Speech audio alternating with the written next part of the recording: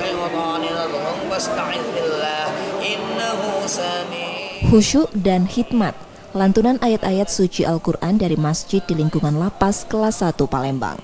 Aktivitas ini dilakukan 125 warga binaan yang terbagi dalam 10 kelompok, dilakukan sejak awal Ramadan lalu dengan bertadarus menjelang berbuka puasa.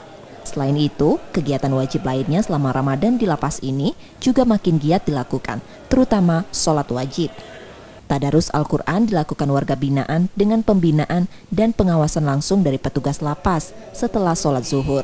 Alhamdulillah kegiatan ini didukung oleh kepala dan juga para pejabat struktural juga ikut mendukung kegiatan ini.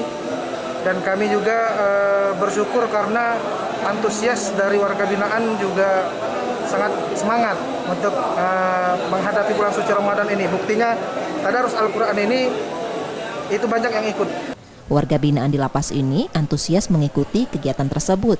Mereka pun wajib membaca Quran hingga 3 juz per harinya.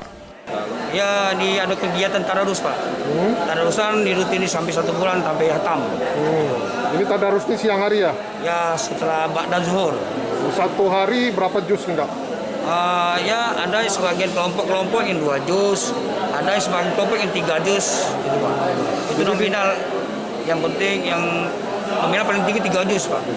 Jadi ditargetkan dalam 1 bulan harus hatam, insyaallah. Tadarus Al-Quran di lapas ini menargetkan warga binaan mampu menghatamkan bacaannya selama 1 bulan Ramadan.